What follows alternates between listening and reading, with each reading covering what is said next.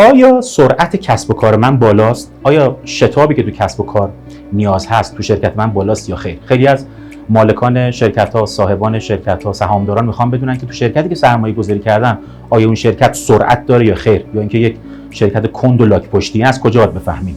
در واقع منبعش کجاست؟ ما در مدیریت مالی عنوانی رو داریم تحت عنوان asset turnover یا گردش دارایی‌ها.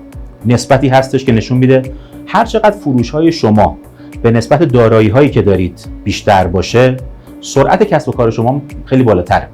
خیلی از شرکت‌ها ممکنه که فضای رقابتی، اون فضای در واقع شرکت‌های مختلفی که دارن با هم یه رقابت میکنن وجود دارند، مارجین‌های خودشون یا حاشیه‌های سود خودشون رو بیارن پایین‌تر. یه زمانی اگر یک شرکت شما تک باشه، مونوپول باشه، انحصاری باشه، شما میتونید 50% هم حاشیه سود داشته باشید. یعنی از 100 تومانی که میفروشی 50 تومن سود باشه، از 100 تومان که میفروشی 70 تومن سود خالص باشه بعد از کسر همه هزینه‌ها. ولی وقتی تعداد شرکت‌ها زیاد میشه و رقابت خیلی بالاست، شرکت‌ها دیگه سر 1% و 2% دارن رقابت میکنن برای سود. یعنی 100 تومن میفروشن، راضیان به 1 تومن سود که بتونن بقا پیدا بکنن. خب پس بنابراین رقابت خیلی زیاد شده. اون چیزی که مهم هستش اینه که حالا سرعت کسب و کار شرکت رو ببریم بالاتر. یه مثال ساده که بخوام خدمتتون عرض بکنم، اگر فرض کنید که من و شما که دارید ویدیو رو مشاهده می‌فرمایید، هر دو تا می‌خوایم بریم یک مثلا فرض کنید یه لباسی رو از یک مثلا فرض کنید از کیش می‌خوایم بیاریم تو تهران بفروشیم. البته الان خب کمتر شده، قبلا اینجوری بیشتر بود. از کیش یا از یک کشوری می‌خوایم یک سری لباس بیاریم اینجا بفروشیم. در طی یک سال من 1 میلیارد تومان و شما هم 1 میلیارد تومان هزینه که این لباسا رو خریدیم. من در طول 1 سال آینده این 1 میلیارد تومان رو میفروشم، لباسا رو میفروشم و سود 20% که مقرر کردیم من و شما 20% روش سود بذاریم کسب میکنم. یعنی 200 میلیون تومان سود کسب میکنم.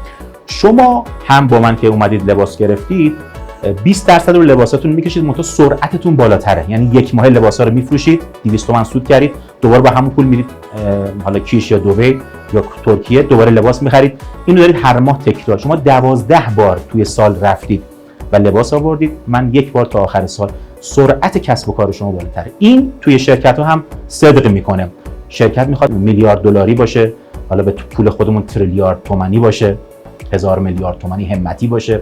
میتونه یه مغازه کوچیکی باشه، میتونه یه کسب و کار کوچیک و مدیومی باشه. اینو میتونید در حقیقت شناسایی بکنید. آیا فروش های شما نسبت به دارایی هاتون بیشتر هست یا خیر؟ اگر اینطوری بود، سرعت کسب و کار شما بیشتره و نگران حاشیه سود 1% و 2% نباشید. کما اینکه شرکتایی وجود دارن که حاشیه سودشون 5% مثلا از 100 تومان 5 تومان سود میکنن، اما 10 بار این رو میچرخونن، 50% بازدهی دارن کسب میکنن. شرکتایی هم هستن که 30% حاشیه سود دارن، 100 تومان میفروشن، 30 تومان سود خالصه، اما 1 بارم تو سال نمیتونن اینو بچرخونن و همون 30% یا کمتر از 30% براشون بازدهی میمونه.